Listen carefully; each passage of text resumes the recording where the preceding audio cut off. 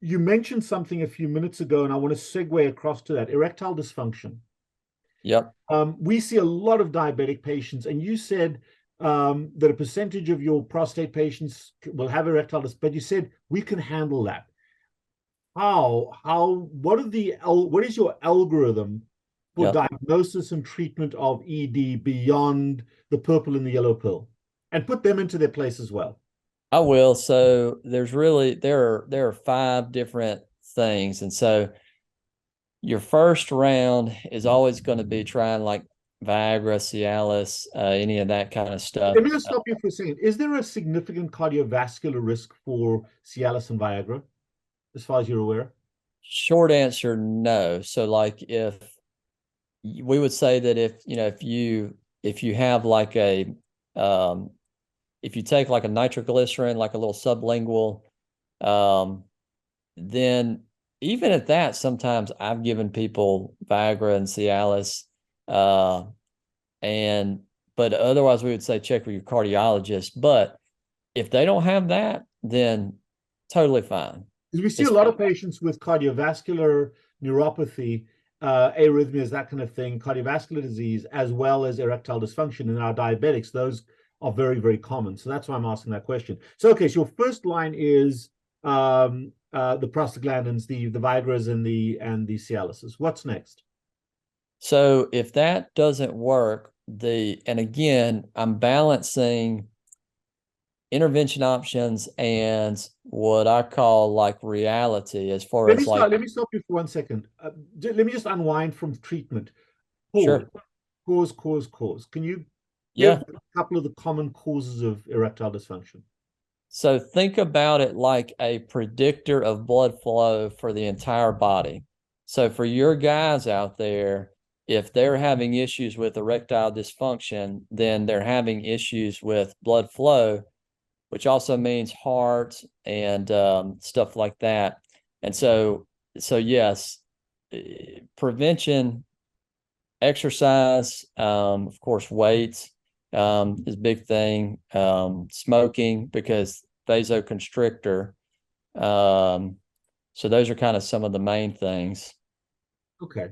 And is there a difference between erectile dysfunction, maintaining an erection, and premature ejaculation? Sort those out just briefly. Good question. So with we do make a distinction between obtaining and maintaining an erection, but I would say it is on a degradation or a scale of how bad is your erectile dysfunction, which again I'd say is a predictor of how bad is the blood flow in your body.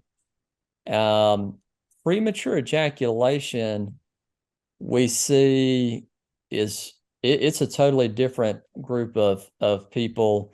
Um, and there's some medicines that we can use that can treat that, but also sometimes just maybe even a little more frequency sometimes can get that premature ejaculation, out of the way, or just working with your sexual partner on, just every once in a while you're at it, like take a little break, if you feel it coming on, that kind of stuff. So let's now go to the therapy. You said we were the Viagra Cialis option. Do you have a preference? So I usually will start with a generic Viagra because, Viagra is, we'll say 100 milligrams. Sildenafil you can get as a 20 milligram. And so people have it what I was alluding to earlier is it's a balance of treatment and some realities like how much is something going to cost and things like that. And so you might be able to stretch your dollar a little more if you only require 40 or 60 milligrams of sildenafil as opposed to 100 milligram Viagra. So I tend to start with the sildenafil. The most common thing we'll see with sildenafil or Viagra is facial flushing. They just feel like they're hot or like, and then the most common thing we'll see with Cialis or its generic tadalafil is like lower back muscle aches. I feel like you get a little more independence with Cialis or tadalafil, because we would say take it 2 hours before you think you need it.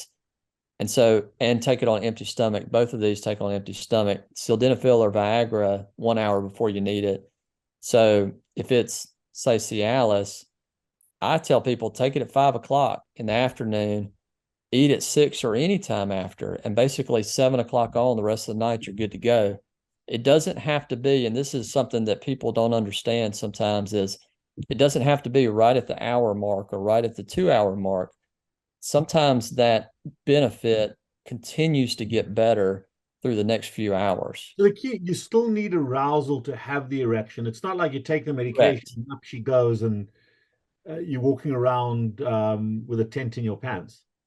Correct. And another thing I'll tell you for your audience out there is when I have people who have taken the medicines and they're like, it works okay, but it's not like super hard. Like, let's say this is the penis. You can actually run your fingers, just kind of squishing back and forth, like up and down it like that for like, say, 3 to 5 minutes. And there's a reflex arc from just that touching that will get more blood flow there. And once it's there, if the medicine's working, then it's going to keep it there. So that's one little trick to get a little Wow. harder. Okay. And if those two medications or that spectrum doesn't work, what's next? Again, looking at money wise, a penile pump, which is kind of a one and done purchase, except for when you got to get extra little bands, is usually my next thing. People will say it feels a little unnatural, but it does work. And so that's probably my next one. My numbers 3 and 4, there is actually, I think it's been taken off the market last time I checked. And I don't know if this is permanent or not, but there was a medicine called Muse, which was a little pellet that you could put in the urethra. And when we're talking about, and you just made that grimace because what we're talking about is going from least invasive to most invasive. So you made a grimace because you're thinking, I don't want to do that. So you could put a little pellet in the urethra, and it's prostaglandin, and it would, just infuse, I guess you'd say, or dissipate into the tissue there. It's a local form of Viagra almost. Correct. And on that one, it would work without arousal, and you would just kind of do that squeezing thing we were talking about. But on that same tier, there are injections. So same thing, penis on the side, you can put a little injection in, and that works well, but it's injection into your penis, which, people aren't going to like. And if you have people who all those things don't work and they really, really want an erection, which I don't blame them, then you can do a prosthesis, which is replacing the inside. But once you do that, then that's it. Like it's going to work, but you can't go back to the other stuff. Yeah, and it's also up all the time. Yeah, that's right. So